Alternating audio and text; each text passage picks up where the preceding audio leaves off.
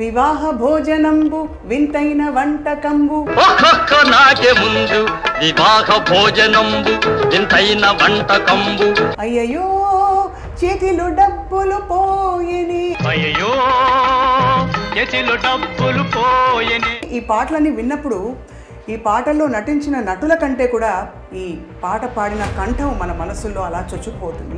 ఎందుకే నా మీద నీకింత కోపము సుందరి, వీరుడనే ధీరుడనే వినవే ఓ భామా, బలి బలి బలి బలి దేవా.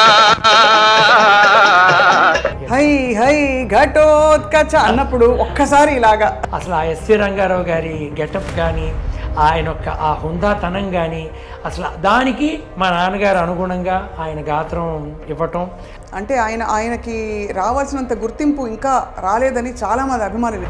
ఏ పాట అయితే మాధవపల్లి సత్యం గారికి ఒక ఖ్యాతిని తీసుకొచ్చిందో, ప్రపంచ ఖ్యాతిని, అంటే వివాహ భోజనంబు, అదే ఆయన జీవితంలో చివరి పాటగా.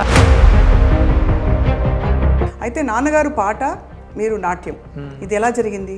ఎన్టీ రామారావు గారిని మనం ఇంత గొప్పగా మనం తలుచుకుంటున్నామంటే కృష్ణుడిగా, దానికి మూల కారణం మా పెదనాన్నగారు.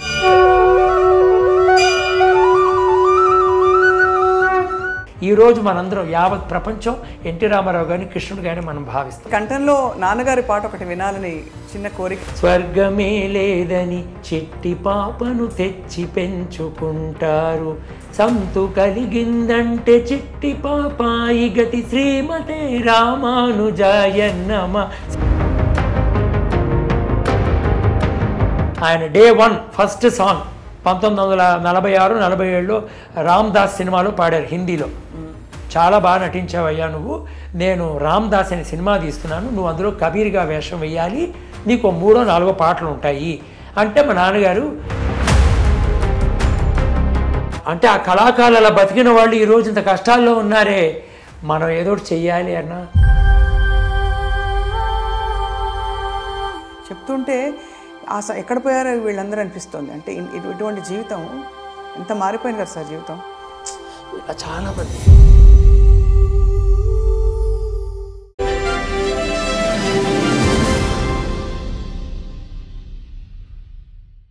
అందరికీ సాదర స్వాగతం, నమస్కారాలు.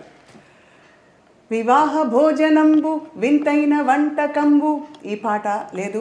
అయ్యయ్యో చేతిలో డబ్బులు పోయని, ఈ పాటలన్నీ విన్నప్పుడు ఈ పాటల్లో నటించిన నటుల కంటే కూడా ఈ పాట పాడిన కంఠం మన మనసుల్లో అలా చొచ్చుకుపోతుంది. ఈ పాట పాడింది ఎవరో కాదు, అందరికీ సుపరిచిత లెజెండరీ గాయకులు శ్రీ మాధవపల్లి సత్యం గారు. వారికి ఒక కుమారుడు, ఒక కుమార్తె. సత్యం గారు తెలుగు, తమిళ్, కన్నడ, మలయాళ, సింహళ, హిందీ ఇత్యాది భాషల్లో వేల పాటలు పాడారు విలక్షణమైన తన గాత్రధర్మంతో. వారు పాడిన పాటలు ఇప్పటికీ కూడా మనకి రియాలిటీ షోస్లో అలా వినిపిస్తూ ఉంటాయి హిట్ పాటలుగా. అంటే మనం అర్థం చేసుకోవచ్చు ఎంత గొప్ప లెజెండ్ ఆయన అని. వారి స్మృతులు ఇవాళ తలుచుకోబోతున్నాం. వారి కుమారులు కలైమామణి బిరుదాంకితులు, అందరికీ సుప్రసిద్ధ నాట్య కళాకారులు శ్రీ మాధవపల్లి మూర్తి గారితో సంభాషిస్తూ సత్యం గారి జ్ఞాపకాల తోటలోకి అలా తొంగి చూద్దామా? సార్ నమస్కారం. నమస్కారం అండి. మీకు పాదాభివందనం. Thank you. And firstly I dream media ప్రేక్షకులందరికీ నా హృదయపూర్వక నమస్కారాలు. మీ జ్ఞాపకం అనే ఈ శీర్షిక చాలా ప్రసిద్ధిగాంచింది. అందులో నేను పార్టిసిపేట్ చేయటం, మా నాన్నగారి గురించి మాట్లాడాలని మీరు అడగటం నా భాగ్యంగా భావిస్తున్నాను. ఎనర్జీ అంటే సూర్యుడు ఇలా ఒక్కసారిగా విరుచుకుపడి మొత్తం వెలుతురు ఎలా వస్తుందో సత్యం గారి కంఠం అలా అనిపిస్తుందట చాలామందికి. అవును. మీకు నాన్నగారి కంఠం ఎలా అనిపించేది చిన్నప్పుడు పాటలు విన్నప్పుడు? నాన్నగారు చిన్నప్పుడు ఎలా ఉండేదంటే ఆయన ఇంట్లో కూర్చుని హార్మోనియంతో అప్పుడప్పుడు ప్రాక్టీస్ చేసేవారు. సో అప్పుడు మేము ఎక్కువ వింటూ ఉండేవాళ్ళం. రికార్డింగ్లకి అవి పెద్ద ఎక్కువ మేము వెళ్ళేవాళ్ళం కాదు చిన్నపిల్లలు అవ్వడంతో. ఎప్పుడో 1-2 రికార్డింగ్స్ కూడా నేను కొన్నిటికి వెళ్ళా. నేను బాగా ఆయన అంటే అప్పుడు మనకి అవగాహన ఉండదు అంతగా, చిన్నపిల్లలం కదా, ఈయన అసలు ఎవరికి పాడుతున్నారు ఏమిటి అన్నది మనకు అంతగా తెలియదు. కానీ ఒకటి మటుకు మాకు తెలిసింది ఏంటంటే చాలా గంభీరమైన గొంతు అయింది. అవును అవును. ఆయన ఎక్కడి నుంచి పాడినా దాదాపు 500 మంది వెనకాల కూర్చున్నప్పుడు వాళ్ళకి బాగా వినిపిస్తుంది మైక్ లేకుండా. అటువంటి కంచు కంఠం అయింది. సో అలా మేము ఆయన ఇంట్లో ప్రాక్టీస్ చేస్తున్నప్పుడు మాకు ఒక స్టోర్ రూమ్ లాగా ఉండేది. అందులో ఆయన హార్మోనియం పెట్టుకుని ఆయన అప్పుడప్పుడు ప్రాక్టీస్ చేసేవారు, పద్యాలు అవన్నీ ఆయన ప్రాక్టీస్ చేసేవారు. అలా మేము వింటూ ఉండేవాళ్ళం. హై హై ఘటోత్కచ అన్నప్పుడు ఒక్కసారి ఇలాగా అది యాక్చువల్గా ఏంటంటే అసలు ఆ సెల్యులాయిడ్లో చూస్తే నభూతో నా భవిష్యత్తులో అనిపిస్తుంది. అసలు ఆ ఎస్వి రంగారావు గారి గెటప్ కానీ ఆయన యొక్క ఆ హుందాతనం కానీ అసలు దానికి మా నాన్నగారు అనుగుణంగా ఆయన గాత్రం ఇవ్వటం చాలా చాలా చక్కగా అబ్బింది. నాన్నగారు సంగీతాభ్యాసం ఎక్కడ చేశారు అంటే చిన్నప్పుడు ఆయన చిన్నప్పటి నుంచి నేర్చుకుని ఉంటారు కదా. యాక్చువల్గా ఏంటంటే ఆయన సంగీతంలో పెద్ద ప్రావీణ్యత లేదుట నాన్నగారు చెప్పడం. నాన్నగారి ఇన్స్పిరేషన్ ఎవరంటే ఆయన పెదనాన్నగారు మాధవపెద్ది వెంకట్రామయ్య గారు, పెద్ద డ్రామటిస్ట్ ఆయన. అంటే ఆ రోజుల్లో ఉన్న పెద్ద పెద్ద నాటక కళారంగంలో ఉన్న వాళ్ళందరితో ఆయన నాటకాలు వేస్తూ ఉంటే మా నాన్నగారు కూర్చుని చూసేవారు. సో ఆయన పద్యాల యొక్క ఆ ఉచ్చారణ అవన్నీ ఆయన అలవాటు చేసుకుని నాన్నగారు వాటిని రిపీట్ చేసేవారు. సో అలా ఆయన అబ్బింది ఆయనకి. ప్లస్ గొంతు బాగుండేది కనుక. తర్వాత ఆయన నాన్నగారు చెప్పినట్టు కొన్ని నెలల్లో ఏదో కుంజప్ప భాగవతారని ఒక ఆయన దగ్గర కొంచెం సంగీతం నేర్చుకున్నారని అన్నారు నాన్నగారు. అంటే ఫుల్ లెంగ్త్ కాకపోయినా ఒకంతకు, బట్ ఎక్కువ ఆయన స్వయం కృషి. రాగాలు నేర్చుకోవటం కానీ అవన్నీ కూడా ఆయన సొంతగా ఆయన నేర్చుకున్నవి. ఇంత విలక్షణమైన గాయకులకి అంటే ఆయనకి రావాల్సినంత గుర్తింపు ఇంకా రాలేదని చాలామంది అభిమానులు. ఎందుకంటే ఇవాళకి కూడా ఆయన గొంతులోని ప్రత్యేకత ఎవరు అంటే పలికించలేరు, అటువంటి కంఠం మళ్ళీ రాలేదు. మీరేమంటారు? ఆయన తప్పకుండానండి, నేను అందులో మీతో నేను ఏకీభవిస్తున్నాను. మిగతా వాళ్ళని నేను కూడా ఒక ఫ్యాన్గా నేను అనుకునేది ఏంటంటే మా నాన్నగారు సాధించిన దానికి ఆయనకి తగ్గ ఇది రాలేదు. అది ఏ రూపంగానా అవనండి. కానీ ఆయన ఏంటంటే చాలా సింపుల్ మనిషి. ఆయనకి అవార్డులు రివార్డులు వీటి మీద ఆయనకి అసలు ఇంట్రెస్ట్ లేదు. ఆయన ఒకటే అనేవారు, రే నా పాటలు చాలామంది ఎంజాయ్ చేస్తారా, అది చాలు నాకు, అంతేగాని నాకు కలైమామణియో పద్మశ్రీయో ఇవన్నీ నాకు అవసరం లేదురా అని ఆయన ఆ ప్రొఫెషనలిజం నుంచి he was totally different when he was at home. So వాటికి ఆయన ఎప్పుడు పాకులాడలేదు. కానీ ఒక కొడుకుగా నేను ఆయన యొక్క గొప్పతనాన్ని, ఆయన యొక్క విలక్షణమైన ఆ గొంతు దాన్ని ఎలా ఆయన రకరకాలుగా మలిచేవారు. అటు కమెడియన్స్ కవని, ఇటు విలన్స్ కవని, అటు ఏటిది గుణచిత్ర పాత్రలకు కానీ, గుమ్మడి గారికి కానీ, నాగయ్య గారికి కానీ అందరికీ ఆయనకి అబ్బేది. కానీ ఆయనకి దాని తగ్గ ఏమిటంటారు అవార్డ్స్ కానీ అవి రాలేదు. అందుకని నాకు కలైమామణి జయలలిత గారు ఆవిడ చీఫ్ మినిస్టర్గా ఉన్నప్పుడు నాకు కలైమామణి వస్తే నేను చేసింది మన తెలుగు ఛానల్స్కి ఇచ్చినప్పుడు ఇంటర్వ్యూలో చెప్పింది, ఇది నాకు వచ్చింది కాదు మా నాన్నగారికి వచ్చిందని నేను ఐఎమ్ డెడికేటింగ్ ఇట్ అని చెప్పాను. నేను చేయగలిగింది కొడుకుగా ఇది ఒకటి. సో తప్పకుండా అంతకంటే మీరు అలా తలుచుకోవడమే చాలా పెద్ద విషయం. ఎందుకంటే మీరు నాట్యాభ్యాసం ఎంత చేశారో అంటే డాన్స్ తెలిసిన వాళ్ళందరికీ కొంచెం కొద్ది గొప్ప తెలుస్తుంది, అర్థమవుతుంది. అయితే నాన్నగారు పాట, మీరు నాట్యం, ఇది ఎలా జరిగింది? మా మాధవపెద్ది ఫ్యామిలీలో చాలామంది, ఇప్పుడు మీకు ఇందాక చెప్పినట్టు మాధవపెద్ది వెంకట్రామయ్య గారు పెద్ద డ్రామటిస్టు. అలాగే కొంతమంది తీసుకొస్తే మా పెదనాన్నగారు మాధవపెద్ది గోఖలే గారు, మా గోఖలే అని వస్తుంది. ఆయనే కళా దర్శకులు. మాయాబజారు, విజయవాహిని వాళ్ళ సినిమాలన్నిటికీ ఆయనే. పౌరాణిక చిత్రాల్లో ఒక్కొక్క క్యారెక్టర్కి ఆ గెటప్ ఎలా ఉండాలి. ఇప్పుడు మనం ఎన్టీ రామారావు గారిని మనం ఇంత గొప్పగా మనం తలుచుకుంటున్నామంటే కృష్ణుడిగా, దానికి మూల కారణం మా పెదనాన్నగారు గోఖలే గారు. ఆయన ఆర్ట్లో ఆయన చిత్రీకరించి ఇలా ఉండాలి కృష్ణుడు అని మాయాబజార్లో చేసింది. అది పెద్ద నాంది అయిపోయి ఈరోజు మనందరం యావత్ ప్రపంచం ఎన్టీ రామారావు గారిని కృష్ణుడు గారిని మనం భావిస్తాం. ఇంకో కృష్ణుడి ఊహించుకోగలుగుతావా అన్న ఛాన్సే లేదు. సో అవన్నీ మా పెదనాన్నగారు చేశారు. ఆయన ఆర్ట్ వర్క్లు కానీ, అందులో సెట్స్ కానీ ఇవన్నీ ఆయన చేసిన వారే.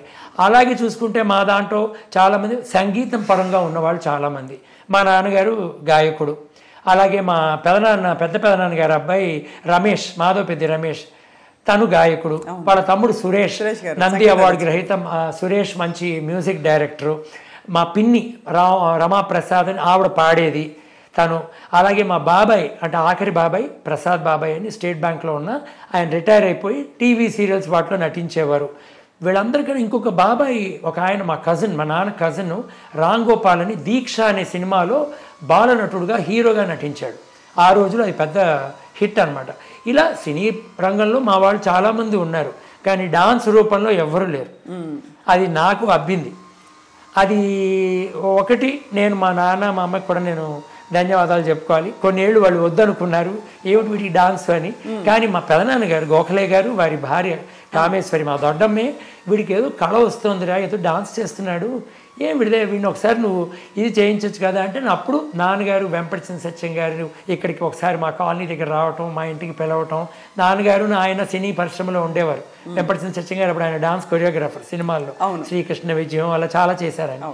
అలా పరిచయంతో ఆయన ఇంటికి పిలవడం, నన్ను ఒకసారి చేయడానికి తెలిసిందని చెప్తే నేను ఏదో చేశాను. తర్వాత ఆయన అన్నారు, నువ్వు మా dance school Kuchipudi art academy అని ఉంది పనగల్ పార్క్లో, అక్కడ చేర్పించమంటే అప్పుడు చేరానన్నమాట. ఎంతమంది దిగ్గజాలు అక్కడి నుంచి బయటకు వచ్చారంటే చాలా. ఇవాళ తెరపై కనిపిస్తున్న మహా నటులందరూ కూడా అందరూ.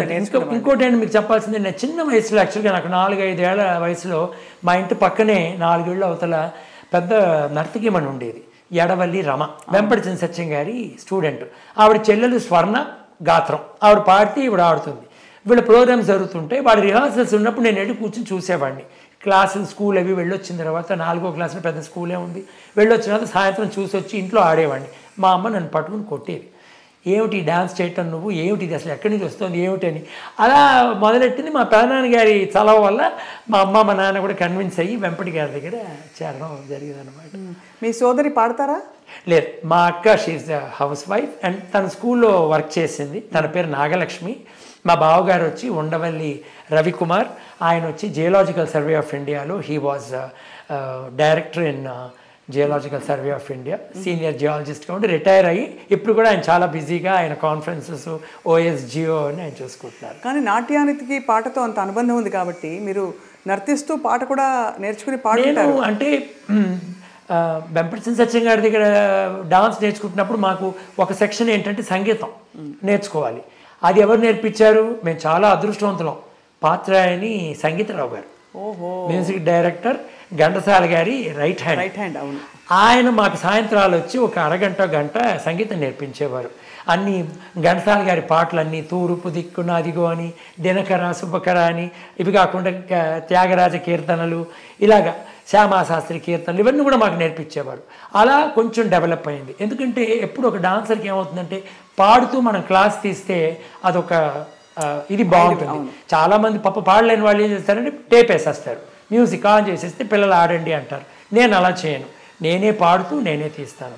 సో మా నాన్నగారంతా నేను పెద్ద సింగర్ని కాదు, కానీ ఏదో ఒక 5% ఏమన్నా నేను ఒకంతకు పాడగలను, అందులో నేను మేనేజ్ చేసుకొస్తున్నాను అనమాట. మీ కంఠంలో నాన్నగారి పాట ఒకటి వినాలని చిన్న కోరిక, మీరు అనుమతిస్తే. శివ గోవింద గోవింద హరి గోవింద గోవింద, స్వర్గమే లేదని చిట్టి పాపను తెచ్చి పెంచుకుంటారు, సంతు కలిగిందంటే చిట్టి పాపాయి గతి శ్రీమతే రామానుజాయన్నమ. శివ గోవింద గోవింద హరి గోవింద గోవింద. ఇది వెలుగు నెలల చిత్రంలో రేలంగి గారికి నాన్నగారు పాడారు. అవును, రేలంగి గారికి ఎస్వి రంగారావు గారికి అచ్చంగా అసలు వారి గొంతే పలుకుతోంది పాడుతోంది అన్నట్టు అంత సహజంగా ఉండేది. అంటే మాటకి పాటకి మధ్య ఎక్కువ వ్యత్యాసం తెలియకుండా ఉండేది వ్యత్యాసం, కానీ తెలిసేది కాదు. అలా మాట్లాడుతూ రంగారావు గారు పద్యం అందుకున్నా అది అంటే ఆ రోజుల్లో ఉన్న ఆ గాయకులకి ఏంటండి, గాయని కానీ గాయకులు కానీ వీళ్ళందరికీ ఒక విశిష్టమైన ఒక ప్రక్రియ వాళ్ళలో ఉండేది. ఆ వాయిస్ మాడ్యులేషన్ ఆ దర్శకులు కానీ వాళ్ళు కానీ చెప్తే ఇలా బలాని క్యారెక్టర్ అండి, ఇదిగో ఇక్కడ ఈ పేతాస్లో జరుగుతోంది ఈ పాట అని చెప్తే దాని భావం తగ్గట్టు పాడేవాళ్ళు వాళ్ళు. ప్రతి ఒక్క గాయకురాండ్రు ఆ రోజుల వాళ్ళు. సో ఆ నాన్నగారికి ఆయన అదృష్టం ఏంటంటే పాడినవి కొన్ని వేల పాటలు లెక్కలో తక్కువైనా ఆయన చాలా డిఫరెంట్ క్యారెక్టర్స్కి, జగ్గయ్య గారిలాగా, గుమ్మడికి, నాగయ్య గారికి, రమణారెడ్డి, రేలంగి, రాజబాబు, పద్మనాభం, మీరు చెప్పండి, సత్యనారాయణ, ప్రభాకర్ రెడ్డి, ధూళిపాళ, ముక్కామల, మీరు చెప్పండి, వీళ్ళందరికన్నా అబౌవ్ ఎస్వి రంగారావు గారు. ఎవరికైనా ఆయన చాలా డిఫరెంట్గా ఆయన వాయిస్ని మలిచి పాడేవారు. అది హాస్యంగా కానివ్వండి, కరుణరసంతో కానివ్వండి, పేతాస్లో కానివ్వండి, హ్యాపీగా కానివ్వండి, అది ఆయనలో ఉన్న గొప్పతనం నాన్న వాయిస్లో. పిఠాపురం గారితో కలిసి చాలా ఎక్కువ పాటలు పాడారు కదా. చాలా, మేము బాబాయ్ అనే పిలిచాము ఆయన్ని. పిఠాపురం నాగేశ్వరరావు గారు నాన్న కలిసి కొన్ని వేల సంగీత కచేరీలు చేశారు, డ్రామాలు నటించేవారు. నాన్న చింతామణిలో బెల్వమంగళుడు వేస్తే ఆయన భవానీ శంకరుడు, అలా నాటకాలు చేసేవారు. అవి కాకుండా సినిమాల్లో చాలా యుగళ గీతాలు వాళ్ళిద్దరు కలిసి పాడారు. అందుకనే సి నారాయణ రెడ్డి గారు 1975లో ఆంధ్రప్రదేశ్ ప్రభుత్వం వాళ్ళు నాన్నకిను పిఠాపురం గారికి 25 ఇయర్స్ సెలబ్రేషన్ చేశారు సుబ్బిరామిరెడ్డి గారి ఆధ్వర్యంలో. అప్పుడు వీరికి జంట గాయకులని కూడా వాళ్ళు ఆయన నారాయణ రెడ్డి గారు ఒక టైటిల్ని ఇచ్చారనమాట. అందుకని వాళ్ళిద్దరూ అన్నదమ్ముల్లాగా అన్యోన్యంగా కలిసిమెలిసి తిరుగుతూ ఉండేవారు, అటు ప్రోగ్రామ్స్లో కానీ ఇటు సింగింగ్లో కానీ. అలాగా ఆ రోజుల్లో వినడం ఏంటంటే కళాకారుల మధ్య పోటీ ఉండేది, కానీ పోటీ ఉన్నా కూడా ఈర్ష్యలు ఎప్పుడు ఉండేవి కాదని చెప్పి. కానీ నాన్నగారి ఒక విశిష్టమైన గాత్రధర్మానికి ఎవరైనా పోటీ వచ్చే ప్రయత్నం జరిగిందా? ఎలా ఉండేవి ఆయన అనుబంధాలు ఘంటసాల మాస్టర్తో కావచ్చు, పెద్ద పెద్ద గాయని గాయకులతో? నాన్నగారు నేను మీకు ఇందాక చెప్పినట్టు చాలా సింపుల్ హ్యూమన్ బీయింగ్. నేను వరల్డ్లో ఇంతవరకు అటువంటి ఒక మనిషిని నేను చూడలేదు, నేను చూడనేమో. అంటే ఏమీ కోరుకోలేదనా? ఏమీ కోరుకోరు ఆయన. అంత సింపుల్, ఎంత సింపుల్ అంటే ఒక రికార్డింగ్కి లుంగీను జుబ్బా వేసుకుని వెళ్ళి పాడేస్తుంటారు. మేమంటా నాన్న ఏంటి నన్ను లుంగీతో వెళ్తున్నావు అంటే, నాయన నేను పాడడానికి వెళ్తున్నాను, నేను యాక్టింగ్కి వెళ్ళట్లా, నన్ను ఎవరు పట్టించుకుంటారు, నా గాత్రం ఒక ముఖ్యం, కానీ నేను లుంగి వేసుకుపడినానా లేకపోతే నేను పైజామా వేసుకుపడినానా అని చెప్పి ఎవరు పట్టించుకోరు. ఆయన అంత సింపుల్ మనిషి ఆయన. సో ఆయనకి ఏంటంటే ఆయనకి చాలా ప్రిన్సిపల్డ్ మ్యాన్. ఆయనకి ఎవ్వరి గురించి ఆయన ఏ రోజు నాకు తెలిసి మా అక్కకి కానీ మా చుట్టాలందరికీ కానీ ఎవరిని ఆయన దూషించలేదు. ఎవరిని ఒకే బలాన్ని వాళ్ళు వచ్చారు మనకి పాటలు పోయినాయి అన్న బాధ ఏనాడు పడలేదు. వచ్చిన వాళ్ళందరినీ ఆయన చాలా అప్రిషియేట్ చేసేవారు. ఆ వచ్చిన గాయకులు ఆ కాలంలో అందరినీ ఏం పాడారా ఈ పాట, విన్నాను నాన్న, ఈ పాట విన్నావా అని మేము ఎవరన్నా అంటే, ఎవర్రా పాడింది నాన్న, బలాన్ని వాళ్ళు పాడాను, చాలా బాగా పాడారా, నేను పాడలేనురా ఇలాగా అని ఒప్పుకునే ఒక మంచి మనసు ఇది ఎవరికి రాదు. నాకిస్తే నేను పాడతాననే వాళ్ళు ఉన్నారు. అవునవును. ఈయన అలా కాదు, ఒరే నేను ఈ పాట పాడలేనురా, ఏం పాడాడురా, అది ఇలాగా ఆయన ఏనాడు ఎవరిని దూషించలేదు. రెండు, ఆయన డ్యూటీ ఏంటంటే రికార్డింగ్ అయిపోయిందంటే వచ్చి ఆయన మిగతా గాయని గాయకుల గురించి నాకు అంతగా తెలియదు పర్సనల్ విషయాలు. ఈయన చేసే పని ఏంటంటే రాత్రి 9ంటికి వచ్చిన స్నానం చేసి కూర్చుని భోజనం చేసే లోపలే ఆయన మొత్తం సాంగ్ ఫుల్ లిరిక్స్ బుక్లోకి ఎక్కిచ్చేస్తారు. ఏ ప్రొడక్షన్కి పాడారు, ఏ శృతిలో పాడారు, ఎవరు తోటి గాయకులు, ఎవరు మ్యూజిక్ డైరెక్టర్ అన్న పాయింట్స్ అన్నీ ఉంటాయి. ఆయన పాడిన పాటలన్నీ పదిలంగా మాకు ఉన్నాయి. దాదాపు 8-10 బుక్కల పైన ఇంతంతలా బుక్కులు మాకు ఉన్నాయి. పద్యాలు అవనండి, తత్వాలు అవనండి, శ్లోకాలు అవనండి, పాటలు అవనండి, ఏదన్నా అవనండి. ఆయన డే 1 ఫస్ట్ సాంగ్ 1946-47లో రామ్ దాస్ సినిమాలో పాడారు హిందీలో. ఆ రోజు నుంచి ఫస్ట్ హిందీ పాటతో మొదలు పెట్టారు. అంతకుముందు నటించారు కదా. అది ఆ రోజులో ఎలా ఉండేదంటే మీకు తెలిసే ఉంటుంది, ఒక గాయని గాయకులకి ఏమిటంటే వాళ్ళే నటిస్తూ వాళ్ళే పాడతారు. త్యాగరాజ భాగవతర్ గారు కానీ, ఎంఎస్ సుబ్బలక్ష్మి గారు కానీ, ఇలాగ అందరూ, ఎన్ఎస్ కృష్ణన్ గారు, టిఏ మధురం గారు, వీళ్ళందరూ తమిళ్లో పెద్ద యాక్టర్లు, వీళ్ళందరూ వాళ్ళ పాటలు వాళ్ళే పాడుకునేవారు. అలాగా నాన్నని ఎంపిక చేసింది వైవి రావు గారు, మన నటీమణి లక్ష్మి గారి పెద్ద ప్రొడ్యూసర్ కమ్ డైరెక్టర్. ఆయన నాన్నగారి నాటకం చూసి చలో ఢిల్లీ అని, చాలా బాగా నటించావయ్యా నువ్వు, నేను రామ్ దాస్ అనే సినిమా తీస్తున్నాను, నువ్వు అందులో కబీర్గా వేషం వేయాలి, నీకు 3-4 పాటలు ఉంటాయి అంటే మా నాన్నగారు అది సద్వినియోగం చేసుకుని అది షూటింగ్ మొత్తం ఆ రోజులో కలకటాలో చేశారు. 1.5 ఏడాది పాటు. 46లో ఆయన వెళ్ళి 47లోనే ఎప్పుడో తిరిగి వచ్చారు. అక్కడే మొత్తం రికార్డింగ్లు షూటింగ్ అన్నీ చేసుకుని వచ్చారు. స్వాతంత్రం కూడా రాలేదు అప్పుడు. అప్పటికి సో నాన్నగారు చెప్పింది అదనమాట. ఆ టైంలో అలాగా వాళ్ళు పాట మీద అవగాహన, అలాగే క్యారెక్టర్స్, ఆ రెండింటి మీద వాళ్ళ అవగాహన ఎక్కువ ఉండేది కొంతమంది కళాకారులకి. అలా నాన్నగారు అలాగే మొదలెట్టారు. కానీ ఆయనకి యాక్టింగ్ మీద మక్కువ అంతగా లేదు. ఏవో కొన్నిట్లో అడిగారని చేశారు. మన మాయా బజార్లో బడి బడి దేవా పాట ఆయనే పాడుతూ రథం మీద సుభద్రనిను అభిమన్యుని తీసుకెళ్తారు ఘటోత్కచుడి దగ్గరికి. అది అది నాన్నగారే ఆ విజువల్లో. అలాగే దక్షయజ్ఞంలో క్యారెక్టర్ చేశారు. బాపు గారు సంపూర్ణ రామాయణంలో విశ్వామిత్రుడు చేశారు. శోభన్ బాబు గారు, నాగరాజు, రాముడు లక్ష్మణుడు వాళ్ళతో అలా కొన్ని చేశారే కానీ ఆయనకి నటన పైన ఎక్కువ అవగాహన లేదు, పాడడం వరకే. ఆ అయిపోయింది. నేను చెప్పినట్టు ఆయన ఇంటికి వచ్చి ఆయన సింపుల్ సిటీ ఆయన కూర్చొని రాసుకోవటం, తర్వాత మా పెదనాన్నగారు, మా బాబాయ్, మా దొడ్డమ్మ, మా పెదనాన్న పిల్లలు, మా పిన్ని, మా అమ్మ వీళ్ళందరూ కూర్చొని ప్యాక్ ఆడుకోవటం. ఆయన అదొక్కటే యావగేషన్. ఇంకా ఎక్కడికి సినిమా పార్టీలను డిన్నర్లు పిలిచారు అవి అంటే ఇంకా అతి ముఖ్యం, వెళ్ళి తీరాలి అంటేనే పెడతారు కానీ లేకపోతే అసలు ఎక్కడికి వెళ్ళరు. ప్రివ్యూలు వస్తే కొన్ని ప్రివ్యూలకి, అది కూడా నేను మా అక్క మేము మరీ చెప్తే నాన్న ప్లీజ్ నాన్న ఆ సినిమా ప్రివ్యూ పిలుస్తున్నారు వెళదాం. ఒరే నాయన నాకు పని ఉందిరా నేను నాన్న ప్లీజ్ నాన్న ఎలాగైనా పెట్టుకుందామంటే ఏదో ఆల్టర్నేట్ షోకి ఏదో పెట్టి వాళ్ళు పిలిచేవారు. మరి ఈయన అందులో ముఖ్యమైన పాటలు పాడుంటారు. అప్పుడు మేము వెళ్ళేవాళ్ళం మా యొక్క ఇంట్రెస్ట్తో. అంతేగాని ఆయనకి పెద్ద ఇంట్రెస్ట్ ఏముండేది కాదు. మీరు అప్పుడు స్కూల్లో ఉన్నప్పుడు మీ ఫ్రెండ్స్ అందరికీ తెలుసా మీరు ఒక పెద్ద సెలబ్రిటీ? యా అంటే తెలుగు వాళ్ళకి ఎక్కువ బాగా పరిచయం అయ్యేది. నేను చెన్నైలో పుట్టి పెరగడంతో తెలుగు వాళ్ళు నాతో అంత సినిమా వాళ్ళే నాతో చదువుకున్న వాళ్ళు. మన కోదండపాణి గారి అమ్మాయి యాక్ట్రెస్ శుభ అని వాళ్ళ చెల్లెలు, అలాగే కన్నదాసన్ గారు రైటర్ ఆయన ఒక కూతురు, ఇలా చాలా. విద్యాసాగర్ నా క్లాస్మేటు, మ్యూజిక్ డైరెక్టర్ విద్యాసాగర్. నేను విద్యాసాగర్ ఒక 6 ఏళ్ళు కలిసి చదువుకున్నాం, 9వ క్లాస్ వరకు, 5వ క్లాస్ నుంచి. ఇలా చాలామంది మాకు సినిమా వాళ్ళందరూ మాకు అలవాటు ఉండేది. సో వాళ్ళందరికీ తెలిసేది, ఓ నా సత్యం గారి అబ్బాయి అని, అలాగే వాళ్ళ పిల్లలని మాకు. కానీ మాకేంటి అవన్నీ అసలు ఆ సెలబ్రిటీ ఫీలింగో అవన్నీ మాకు ఏం తెలియదు. బికాస్ వీళ్ళు ఆ సెలబ్రిటీ స్టేటస్లో లేరు. వీళ్ళు అంటే జనానికి ఉండొచ్చు కానీ నాన్నగారు అంత సింపుల్గా. అసలు మీరు ఆయన చూసారంటే మాధవ సిస్టర్ గారే ఈయన అంటారు. మీకు ఒక ఎగ్జాంపుల్ నేను ఇక్కడ చెప్పాలి. ఒకనొకప్పుడు ఫ్యాన్స్ మీకు అందరికీ తెలుసు, చెన్నైలో సినిమా వాళ్ళందరినీ చూడడానికి బస్సులు వేసుకొచ్చేవారు.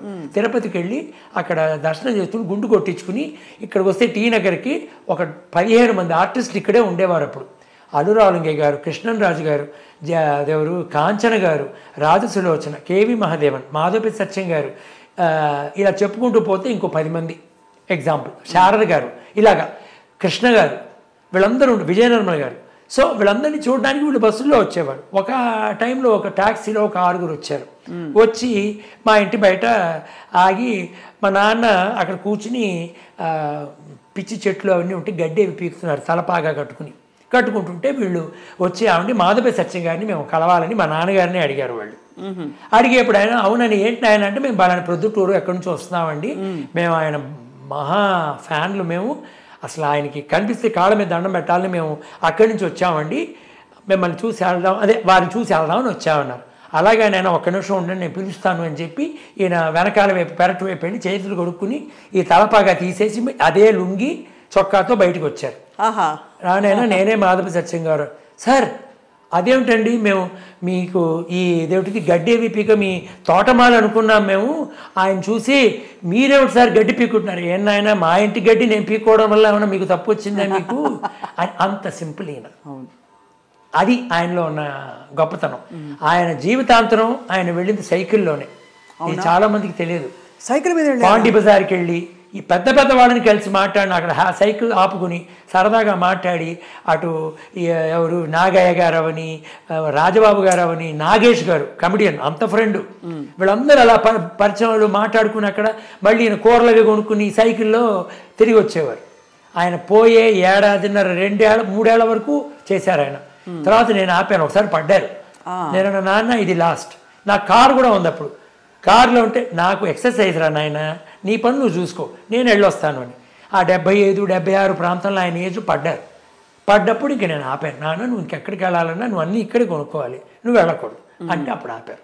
అసలు అంత సింపుల్ హ్యూమన్ బీయింగ్ నేను సినీ పరిశ్రమలో ఎవరిని చూడలేదు. సో ఒకలా చూస్తే ఇది ఒక వృత్తి ప్రవృత్తి అన్నీ కూడా అలా కలిసిపోయి పాటని చాలా ఎంజాయ్ చేస్తూ ఆస్వాదిస్తూ ఆయన పాటే జీవితంగా మలుచుకున్నారు కదా సార్.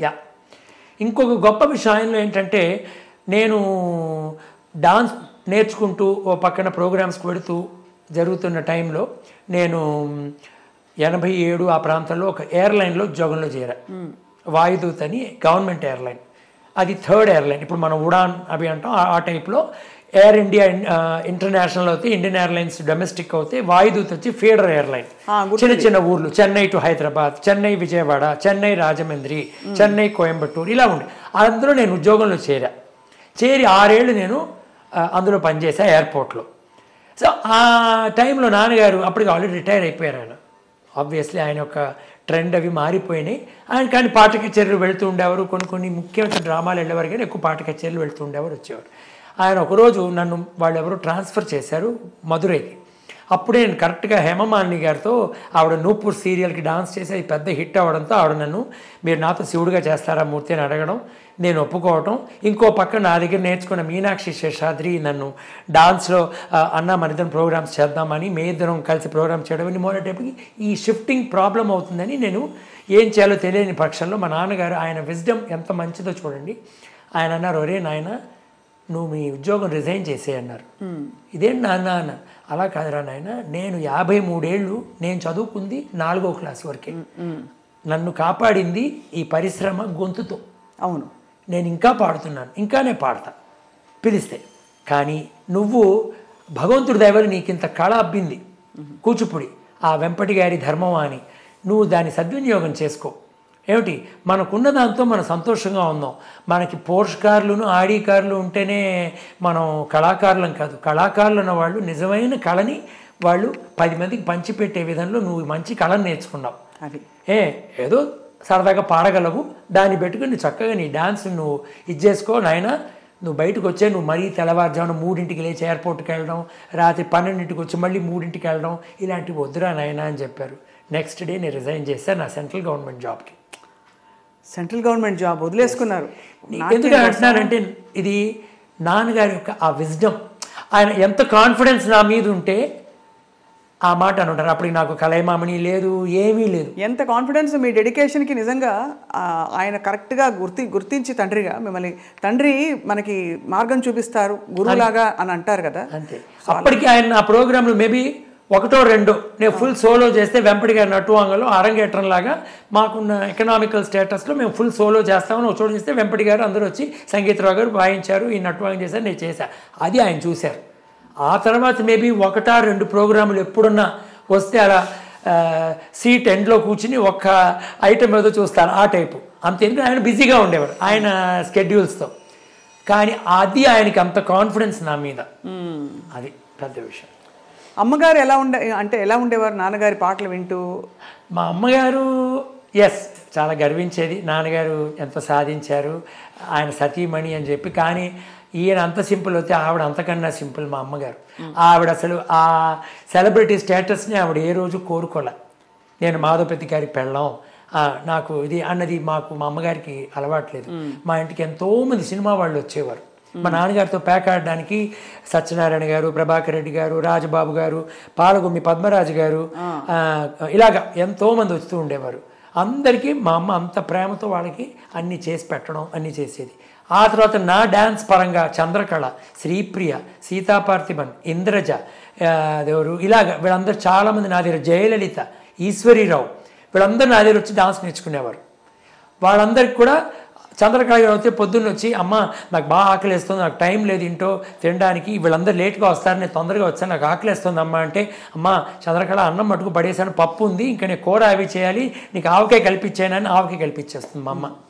అమ్మ అమృతం అమ్మ అని తింటుంది. ఇలాగా ఆ తల్లి వాత్సల్యం అనేది మా అమ్మ వీళ్ళు వాళ్ళని కాదు అందరికీ చూపించేది. మీనాక్షి శేషాద్రి ఇక్కడ స్టార్ హోటల్లో ఉంటున్నా కూడా పొద్దున్న 6:30కి నా దగ్గరికి వచ్చేది డాన్స్ ప్రాక్టీస్కి. అయిపోయిన తర్వాత స్టార్ హోటల్లో వెళ్ళి టిఫిన్ తిందో, అమ్మ ఏం చేసావమ్మా అని, అమ్మ ఇక దోశలు చేశానమ్మా అని, అయితే నేను తినేస్తున్నాను ఇక్కడ అన్నయ్యతో పాటు అని ఇద్దరం కూర్చొని తినేసి అప్పుడు తను వెళ్ళి మేకప్ వేసుకుని షూటింగ్కి వెళ్ళేది. ఇలాగా ఆవిడ వాత్సల్యానికి అసలు అంతు లేదు.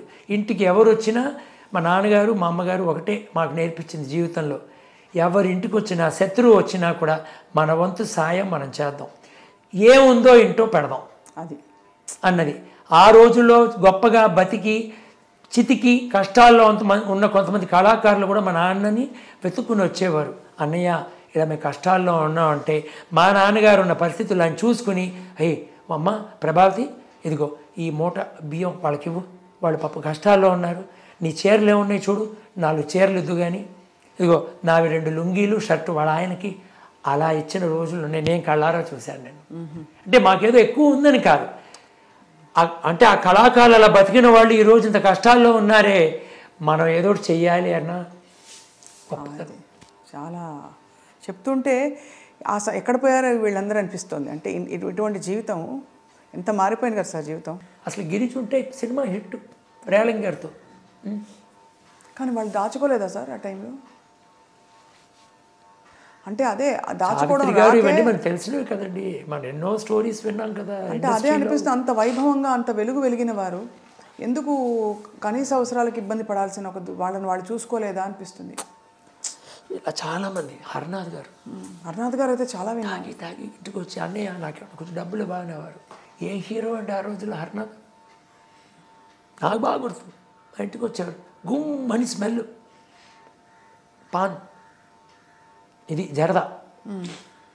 ఈ ఇంట్లో ఎవరు తెలుసా ఉన్నారు చెప్తే మీరు ఆశ్చర్యపోతారు. ఫస్ట్ ఈ ఇల్లు ఓనర్ ఎవరు తెలుసా? పింగళ నాగేంద్రరావు గారు, ఈ ఇంటి ఓనర్. ఇప్పుడు మీరు కూర్చున్న చోట ఆయన, ఇంకా ఆయనకి ఎవరు లేరని ఆయన ఇక్కడి నుంచి వెళ్ళిపోయారు. నాకు మా ఇంటి ముందు వాకింగ్ వెళ్తుండేవారు, మంచి షూ వేసుకుని స్టిక్ పెట్టుకుని, ఎరా రే డింపకాయ అనేవారు నన్ను.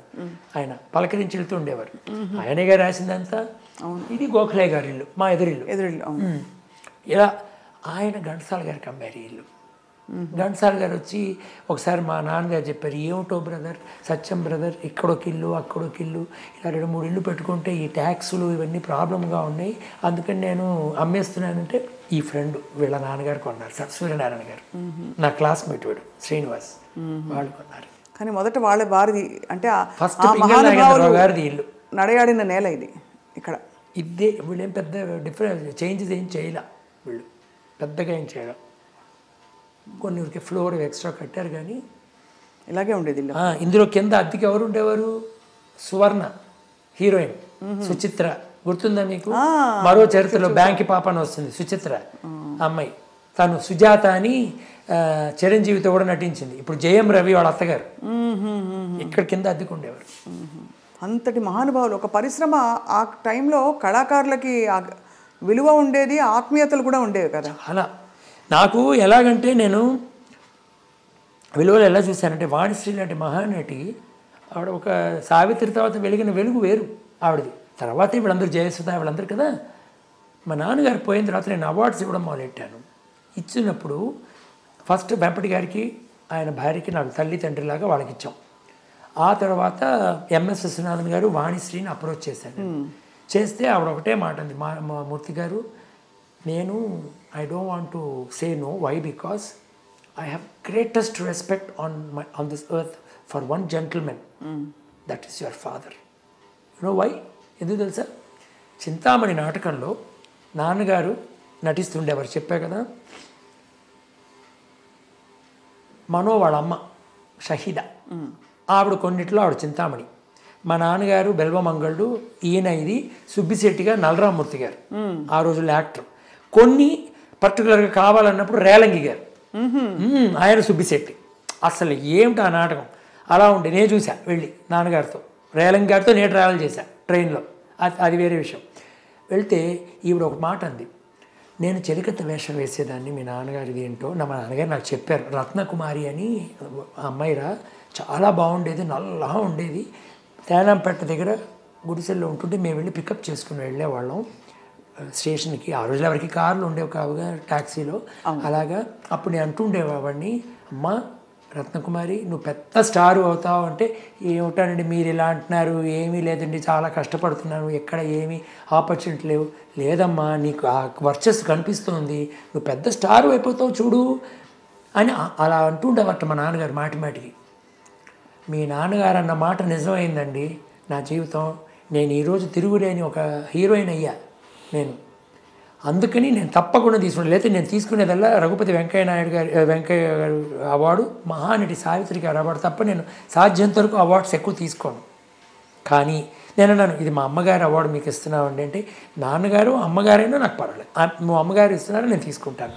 ఇదే వేరెవరిదైనా వాళ్ళు వచ్చి నన్ను అప్రోచ్ చేస్తే నేను ఒప్పుకోనని చెప్పి తీసుకుంటాను. అది నాన్నగారి యొక్క ఇది. మరి అంతటి ఆత్మీయతల తర్వాత ఆ తర్వాత తరంగా మీరు ఈ కొత్త ప్రపంచానికి ఎలా మెల్లిమెల్లిగా అలవాటు పడుతున్నారు అంటే ఇక్కడ ప్రపంచం ఏదో అయిపోయిందని కాదు, కానీ ఈ బంధాలు ఈ అంటే ఇటువంటి ఒక ఆత్మీయతలు కనిపించవు ఇప్పుడు అన్నది వాస్తవమా, ఒప్పుకుంటారా? తప్పకుండా.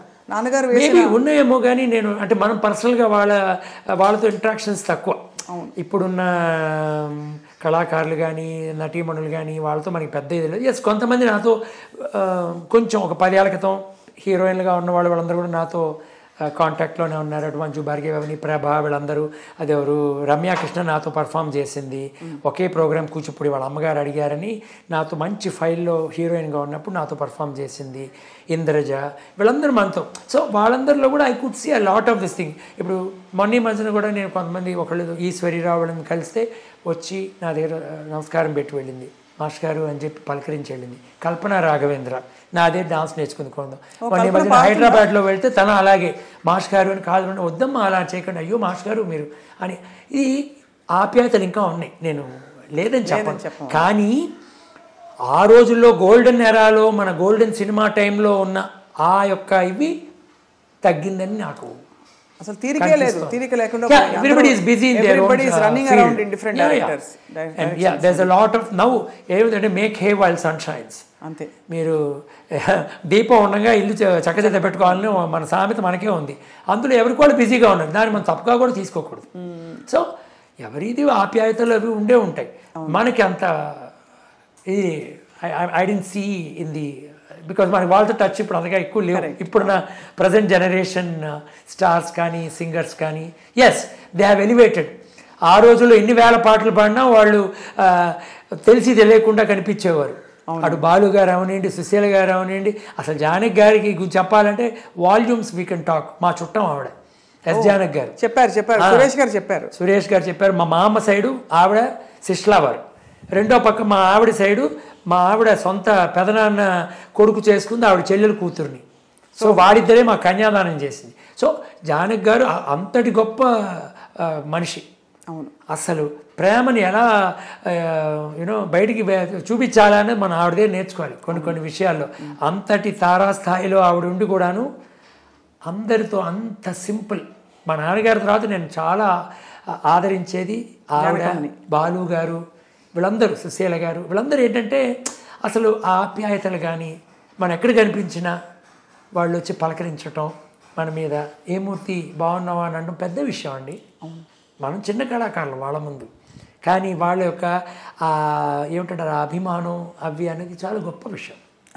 ఇది ఇప్పుడున్న తరం వాళ్ళు తెలుసుకోవాలి. దిస్ ఇస్ ఇప్పుడు మనం ఇన్నేళ్ళు అయిన తర్వాత మనం ఎందుకు వీళ్ళ గురించి మాట్లాడుతున్నాం అంటే జ్ఞాపకం అనే ఈ శీర్షికలో ఎందుకు మనం ఇవన్నీ మాట్లాడుతున్నాం? ఎందుకంటే అవన్నీ గోల్డెన్ అవి చెక్కి వెళ్ళిన విషయాలు. ఇవి ఈ రోజు కాదు, 10 జనరేషన్స్ కూడా ఇది వచ్చి పెద్ద పాఠం తెలుసుకోవాలి. How simple you should be. నీకు ఎంత ఉన్నా నీకు ఈగో ఉండకూడదు. కరెక్ట్. ఇవన్నీ మనం తెలుసుకోవాలి. అటువంటి ఇది చాలా ముఖ్యం. ఇప్పుడు నాన్నగారు చాలామంది పాటలు విని భలే పాడారు అన్నారు కదా, ఆయనకి నచ్చిన గాయకులు ఎవరైనా ఉన్నారా? చాలా. మొట్టమొదట ఆయనకి బాగా నచ్చిన గాయకుడు బాలు గారు. అవునా? బాలు గారు ఎందుకంటే ఆయన ఎన్నోసార్లు అంటే చాలా ఆయన కల్మషం లేని మనిషి. మా నాన్నగారు ఓపెన్గా చెప్పారు, ఒరే అసలు బాలు ఏమిట్రా అంత బాగా అలా పాడాడు, నా వల్ల కాదురా, ఏమిటి అసలు ఆ స్థాయి ఏమిటి, ఆ ఫినిషింగ్ ఏమిటి, అక్కడ అసలు మోల్డింగ్ ఏమిటి, ఆ వాయిస్ చేంజ్ ఓవర్ ఏమిటి అని అలాగా ఆయన పెద్ద ఫ్యాన్ ఇళయరాజా గారికి. కానీ ఇళయరాజా గారిదే ఆయన పాడతారేమో అనుకున్నా ఆ ఛాన్స్ నాన్నగారికి దొరకల. కానీ ఇళయరాజా గారి మ్యూజిక్, ఎంఎస్ విశ్వనాథన్ గారు వాళ్ళందరివి ఈయనంతా ఆస్వాదించేవారు. అలాగే ప్రతి ఒక్కళ్ళు ఎవరో కొంతమంది కొత్త వాళ్ళు వచ్చి కూడా మా ఇంట్లో ఏదో ఆడిషన్ కోసమని, ఏమండి మా అమ్మాయి పాడుతుంది సినిమాల్లో, ఇప్పుడు ఒక సినిమా పాడుతోంది, మీ దగ్గర పాడించాలని వచ్చామని ఏదో పాడించడానికి వస్తే అలా ఎంకరేజ్ చేసి పంపించేవారు. అమ్మా నువ్వు సుశీల్లా తయారవుతావు, అబ్బా పైకి వస్తావు నువ్వు. ఏమిటంటారు చూడండి, కొన్ని బ్లెస్సింగ్స్ రియల్ అవుతాయి. అవును, ఇందాక వారి గురించి చెప్పారు కదా మీరు. వాణిశ్రీ గారు, పి సుశీల గారే చాలా చోట్ల చెప్పారు. ఆవిడ సినిమా ఇండస్ట్రీకి రాకమునుపు నాన్నగారు ఆల్రెడీ పాడడం మొదలెట్టేశారు. 7-10 ఏళ్ళు అప్పటికే. ఆయన విజయనగరం పాడడానికి వెళ్ళినప్పుడు ఒక కచేరీకి సుశీల గారి తండ్రి వారు ఇంటికి భోజనానికి పిలిచారు నాన్నగారిని. వెళ్ళి కూర్చుని భోజనానికి కూర్చున్నప్పుడు ఇలా మా అమ్మాయి సంగీతం నేర్చుకుందండి, ఒక అమ్మాయి సుశీల అని మీ ముందు పాడుతుంది, మీరు ఆశీర్వదించాలి అంటే ఆవిడ వచ్చి పాడారట, తంబూరా పెట్టుకుని మా నాన్న చెప్పారు. సన్నగా ఉన్నారా సుశీల, వచ్చి పాడింది. నేను చెప్పాను, అమోఘమైన భవిష్యత్తు ఉందమ్మా నీకు, నువ్వంటే ఏమోనండి మాకు సినిమాలు అవి మాకు తెలియదు, మా ఫ్యామిలీస్లో ఇవి అలవాట్లేదు అని ఆయన చెప్పారట. కానీ నాన్నగారు అన్నారు, మీరు మంచి విధంగా తీసుకురండి, ఆ అమ్మాయికి మంచి భవిష్యత్తు ఉంది అని చెప్పి. ఇది చాలా ఏళ్ల తర్వాత సుశీల గారే చెప్పారు. అవును, మా నాన్నగారు మాకు చెప్పారు, కానీ ఆవిడ చెప్పడం అనేది మనకి ఒక సంతృప్తికరమైన విషయం. ఆవిడే చెప్పారు, నన్ను ఫస్ట్ ఆడిషన్ చేసింది మాధవపెద్ది గారు అని చెప్పింది ఆవిడ. అది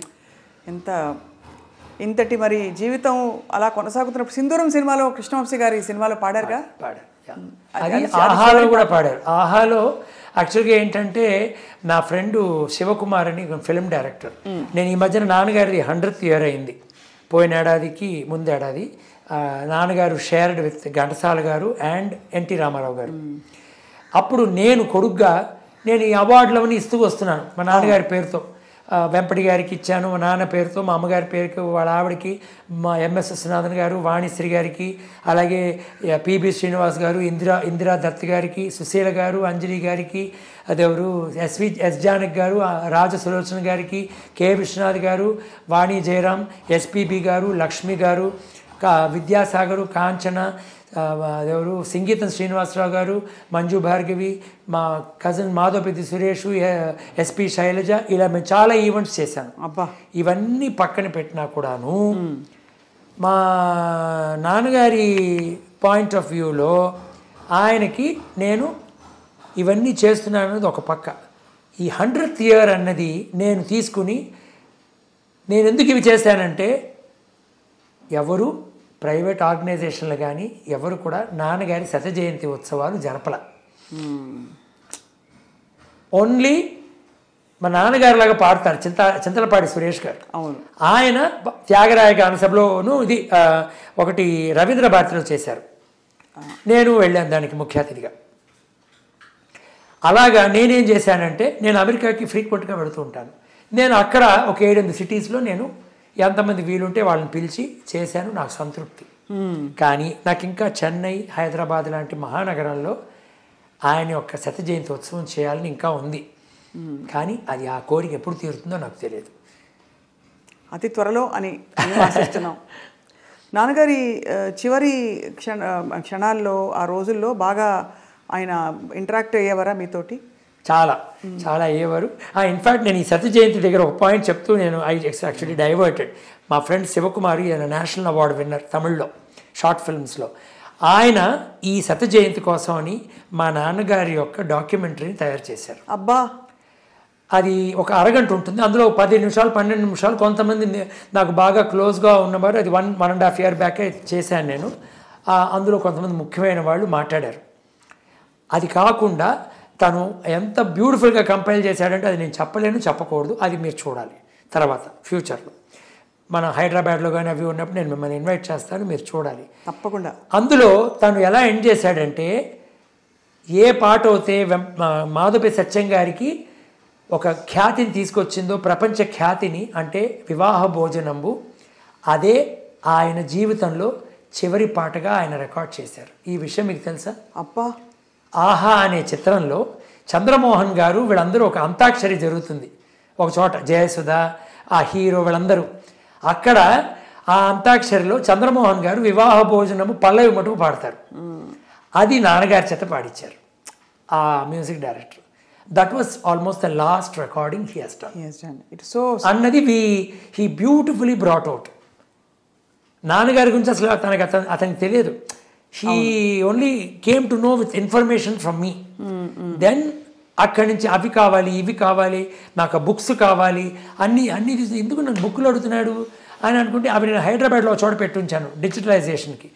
అవన్నీ తెప్పించి అవన్నీ విజువల్స్ తీసుకుని, అది అస్సలు ఇట్ ఈస్ మైండ్ బ్లోయింగ్.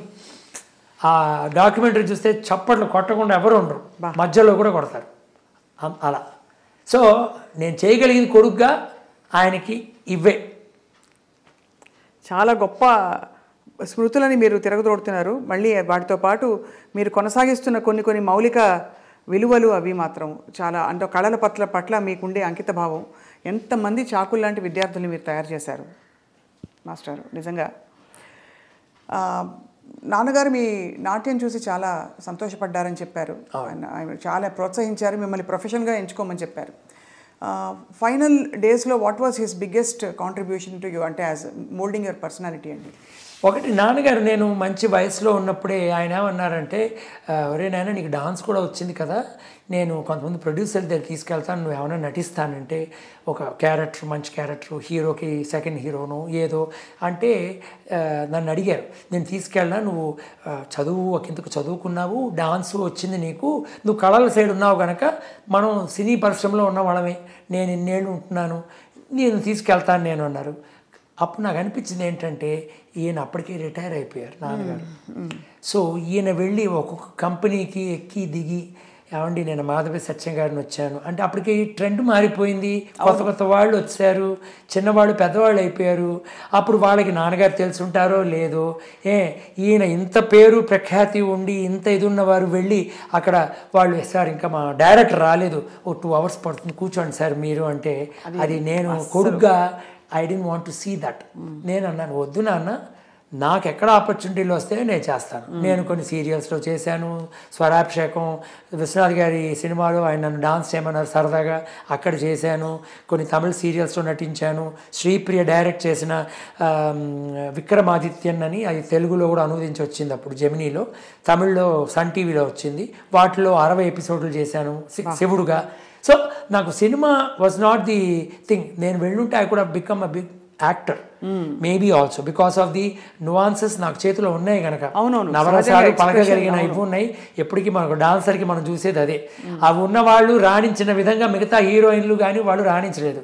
మీరు వైజయంతి మాల దగ్గరించి చూడండి, సావిత్రి గారు, వాణిశ్రీ గారు, హేమమాలిని, మీనాక్షి శేషాద్రి, జయప్రద, కమల్ హాసన్, ప్రభుదేవ, శోభన, మీరు వీళ్ళందరినీ తీసుకోండి, వీళ్ళు ఎమోట్ చేసేంత రేంజ్లో మిగతా వాళ్ళు చేయలేరు. అవును, ఎందుకంటే వీళ్ళకి డాన్స్ ఇస్ ద బేస్. వాళ్ళు అందులో ఆరి తేరారు. అది ఏ స్టైల్ అవనండి, వాళ్ళతో చెప్పేస్తారు, వాళ్ళు డైలాగ్ చెప్పక్కర్లా, కొన్ని ఆ డైరెక్టర్ అనుకున్నట్టు ఆ భావాన్ని కళ్ళ ద్వారా చూపిస్తారు, వాళ్ళు పెదవుల ద్వారా చూపించగలరు. అది అందులో ఉన్న విషయం. సో అందుకని ఆర్ట్ని we took as our profession and నాన్నగారి ఆశీర్వచనాలు. సో ఆయన చివరి ఈ రోజుల్లో ఏం చేసేవారంటే, he was by himself enjoying. అప్పటికి 1.5 ఏళ్ల క్రితం ఆయన పోయే ముందు మా అమ్మగారు పోయారు సడన్గా. నేను అమెరికా నుంచి దిగిన గంటలో ఆవిడ పోయారు. దాంతో ఆయన యొక్క life became little soft. But ఒక 4-5 నెలలకి నాకు కూతురు పుట్టింది, ప్రతిభ దాని పేరు. మా అమ్మగారి పేరు చెట్టు పెట్ట, నాగ ప్రతిభ దాని పేరు. తను ఇప్పుడు yoga instructor from Isha foundation. She also dances with me Kuchipudi. And yes, she wanted to choose this instead of ఒక మెయిన్ ఇంజనీర్ గాను, లేకపోతే యూనో సిఏ సైడు, లేకపోతే అవి నేను వెళ్ళన్నాను. నేను ఎందుకు వెళ్తానంటే నేను ఎంకరేజ్ చేశాను. అది చిన్న పిల్లగా ఉండడంతో ఒక 1 ఏడాది పాటు దాన్ని చూస్తూ ఆయన చక్కగా కాలం గడిపేవారు. నేనేమన్నా విషయాలు చెప్తే ఆయన వినేవారు. ఆయన ఒక 28 రోజులు హాస్పిటల్లో ఉన్నప్పుడు నేను చాలా బిజీగా అప్పుడు తిరుగుతున్నాను. హేమమాలిని గారితో ప్రోగ్రాంలు, కె రాఘవేంద్రరావు గారు పిలిచి, మూర్తి గారు మీరు మంజునాథ సినిమాకి మాకు ఒక సాంగ్కి కొరియోగ్రాఫ్ చేయాలి, చిరంజీవి గారు, మీనా గారు వాళ్ళిద్దరు శివుడు పార్వతి చేస్తున్నారు, తాండవం మీరే చేయాలి అంటే వాటి డిస్కషన్స్ అని వెళ్ళడం, ఇవన్నీ జరగడం. అలాగే పునీత్ ఎస్ఆర్ డైరెక్షన్లో హేమమాలిని గారు పెద్ద సీరియల్ ఆవిడ జయమాతాకి అని చేస్తోంది స్టార్ ప్లస్కి. అప్పుడు నన్ను ఆ శివుడుగా చేసే అతను డాన్స్ చేయలేడంటే ఆవిడ, అదేమిటంటే మీరు శివుడిని సెలెక్ట్ చేసిన అతను డాన్స్ చేయలేకపోతే, నేను I want to perform because I'm a dancer and I want Shiva to dance అంటే అప్పుడు ఆవిడ నన్ను ప్రాక్సీగా పెట్టి ఆ షూట్ వేరే పెట్టుకున్నాం. ఇవన్నీ మా నాన్నగారు హాస్పిటల్లో ఉండగా చేసాం. ఆ టైంలో నాన్నగారు మెల్లిగా డిటీరియరేట్ అయ్యి కరెక్ట్గా December 18 పోయారు. 19 ఆయన దహన కార్యక్రమం చేసి 20 పొద్దున ఫ్లైట్లో నేను బెంగళూరు వెళ్ళి చిరంజీవి గారి షూటింగ్కి దిగాను నేను. అది ఆ విషయం నేను చేయబోతున్నాను అనేది వారం ముందు మా నాన్నకి చెవులో చెప్పా. ఆయన సంతోషంగా 2 చేతులతో ఇలా ఆశీర్వదించారు, కళ్ళల్లో నీళ్ళు వచ్చాయి ఆయనకి. చాలా సంతోషం. అంటే మరి రాఘవేంద్రరావు గారు చాలా పెద్ద లెవెల్, చిరంజీవి గారు పెద్ద పేరున్న మెగాస్టార్, ఇవన్నీ ఆయన విని చాలా సంతోషించారు. అప్పుడు నేను వెళ్ళి వర్క్ చేశాను. నేనేమో చెప్పొస్తున్నానంటే ఆయన ఎటువంటి వారంటే ఆయన ఎప్పుడు నాకు చెప్పింది, నాయన మన ప్రొఫెషన్ చాలా ముఖ్యం. అవును, మన కళలు మనకి ఒకసారి తలుపు తడతారు, తట్టినప్పుడు మనం తలుపులు తీయకపోతే తర్వాత అరగంట తర్వాత మనం తలుపు తీస్తే వాళ్ళు వెళ్ళిపోతారు.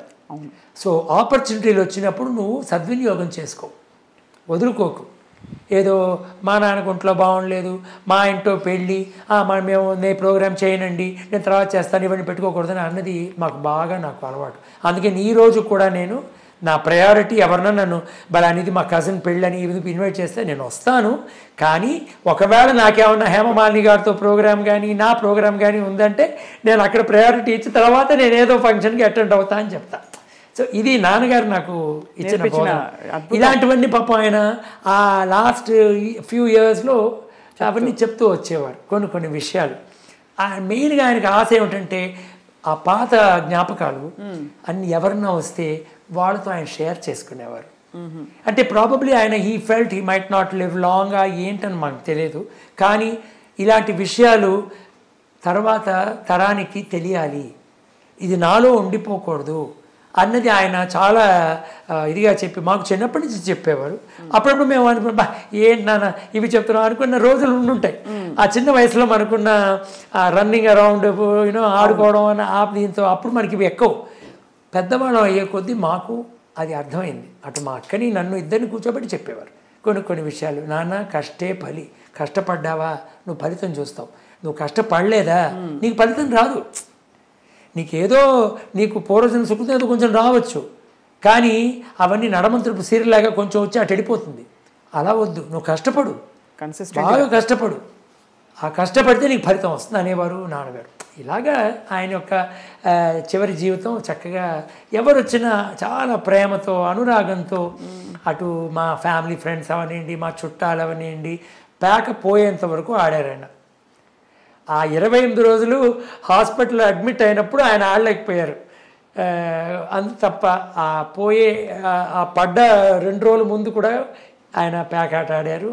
ఆయన జీవితం చాలా సంపూర్ణమైన జీవితం, సంపూర్ణమైన సంపదని అందరికీ ప్రపంచానికి మిగిల్చి వెళ్ళారు వారు. చాలా మనసుని కదిలించే విషయాలు చాలా చెప్పారు గురువుగారి వాళ్ళ.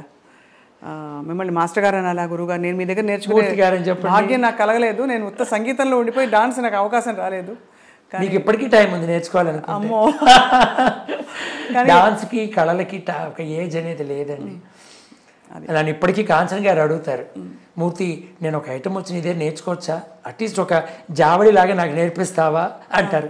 శారద గారు ఎప్పుడు కనిపించిన మాస్టర్ గారు నా జీవితంలో కోరిక ఉండిపోయిందండి, మీ దగ్గర నేను నేర్చుకోవాలనుకున్నాను, కానీ నాకు కొంచెం హెల్త్ అవి చూసుకుని నేను ఎప్పుడో ఒక టైంలో నేను వచ్చి మీదే నేర్చుకుంటాను. ఆ మాట అనడమే పెద్ద విషయం అండి మనకి ఇలాంటి కళాకారులు.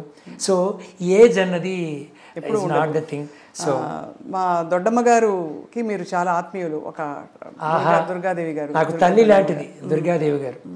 మేము ఎన్నో ప్రోగ్రాంలు ట్రావెల్ చేసాం, అమెరికా మొత్తం తిరిగాం 84లో, దాదాపు 50 నగరాలు వెంపటి గారితో. సో మాకు తల్లిలాగా మాతో కూడా ఉంటుండే దుర్గా గారు. బకుళాదేవి వేషం, చండాలికలో మాయ వేషం, అసలు ఈ గెటప్కి ఆ గెటప్కి అసలు wide ranging. S V Ranga Rao range ఆవిడ. అందులో వచ్చిందా ఆవిడ మాయ అంటే మరి మీకు తెలుసు కదా, చండాలిక తల్లి అన్ని మాయలు మంత్రాలతో చేయగలదు, అలాంటి క్యారెక్టర్. ఇక్కడ వకుడాదేవి అంటే శ్రీనివాసు తల్లి, చాలా భవ్యంగా ఎదురు చూస్తురా తండ్రి. కరెక్ట్. సంగీతరావు గారి మధురమైన సంగీతం అద్భుతం. అసలు గొప్ప ప్రపంచంలోకి తీసుకెళ్లారు మూర్తి గారి వాళ్ళ. ఫైనలీ అఫ్ కోర్స్ నాన్నగారిని మీరు చాలా మనసులో గుండెలో మిస్ అవుతారు కదా, ఎందుకంటే నాన్నే సెలబ్రిటీ అయినా ఎటువంటి మహానుభావులైనా మనకి మాత్రం ఇంట్లో నాన్న. నాకు మా అమ్మ నాన్న they are always my what you say well wishers అవనండి, they are my my it's a fantastic feel. అది ఒక మనం కొడుగ్గా నేను చెప్పలేను. ప్రతిదీ I get inspired by him. ఆయన చేసిన విషయాలన్నీ నేను ఇప్పుడు ఫాలో చేస్తున్నాను. Trying to be simple, trying to help people. Baba garu అన్నట్టు that the love all serve all అని అన్నారు. మనం చేయగలిగిన చేయున్నతులు మనం 10 మందికి ఇద్దాం. అది కళ రూపంలో అవనివ్వండి, వేరే ఏమన్నా ఫినాన్షియల్గా అవనివ్వండి, లేదు ఉద్యోగం ఇప్పించడమా, లేకపోతే వాళ్ళకి ఏమన్నా కన్సల్టేషన్లో స్పీచ్లు ఇవ్వటమా, అన్నీ I love to do all such things. ఇవన్నీ నేను నేర్చుకుంది నాన్నగారి దగ్గర నుంచే. So I take him. మా గురువు గారు వెంపటి సత్యం గారు, అలాగే మహానటి హేమమాలిని గారు, ఆవిడతో నేను 32 ఏళ్ళగా డాన్స్ చేస్తున్నాను, మీ అందరికీ తెలిసింది. ఆవిడ అద్భుతమైన నర్తకిమణి కదా. అంటే మేము చూసాం తెర మీద, కానీ వెనక మీకు ఆవిడ సాధన అది మీకే తెలుసు. చాలా నేను 32 ఏళ్ళగా ఆవిడతో చేస్తున్నాను. ఆవిడ ఆ బిహేవియర్ ప్యాటర్న్, మనుషులతో కళాకారులతో ఎలా ఉండాలి, ఎలా రెస్పెక్ట్ ఇవ్వాలి, ముందు అసలు కొనసాగించడమే గొప్ప విషయం, పెద్ద విషయం. ఆవిడకున్న బిజీ స్కెడ్యూల్కి ఆవిడ ఒక ఎంపీగా ఉండి పెద్ద స్టారు, ఇంకా యాక్ట్ చేయటం, dream girl, family, direction, author, she's a singer, she's an editor, you name it, she's in that. కానీ above all she's a wonderful human being. అది ఆవిడతో మనం ప్రయాణిస్తున్నప్పుడే మనకు తెలుస్తుంది, ప్రయాణించి లేని వాళ్ళకి అది తెలియదు. సో ఆవిడ దగ్గర నేను చాలా కూడా నేర్చుకున్నాను. I love learning things. Bookly knowledge నాకు అంత అలవాట్లేదు. I'm not a avid book reader also, but I love learning from people's good will. అది చిన్నపిల్లలు అవనివ్వండి, పెద్దవాళ్ళు అవనివ్వండి, వాళ్ళు ఏమి పనికిరాని వాళ్ళు అవనివ్వండి, కానీ వాళ్ళలో ఒక మంచితనాన్ని నేను I try to learn, because that's how I learn from my father. చాలా మనసు నిండిపోయింది మూర్తి గారి వాళ్ళ మీరు పంచుకున్న విశేషాలతో. మీకు మరోసారి ప్రణామాలు, నమస్కారాలు. నాన్నగారిని తలుచుకుంటూ నాన్నగారికి పాదాభివందనాలు చెప్తూ ఈ అమూల్యమైన సమయాన్ని కేటాయించినందుకు ఐ డ్రీమ్కి ధన్యవాదాలు. మీ ఐ డ్రీమ్ మీడియా ప్రేక్షకులందరూ లక్షల్లో ఉన్నారు. అది ఇంకా కోట్ల కింద అవ్వాలి. ఆ ప్రేక్షకులందరూ ఎంతో ఆదరిస్తారు మీ ఛానల్ని. అటువంటి ఆ ప్రేక్షకులందరికీ నా హృదయపూర్వక ధన్యవాదాలు.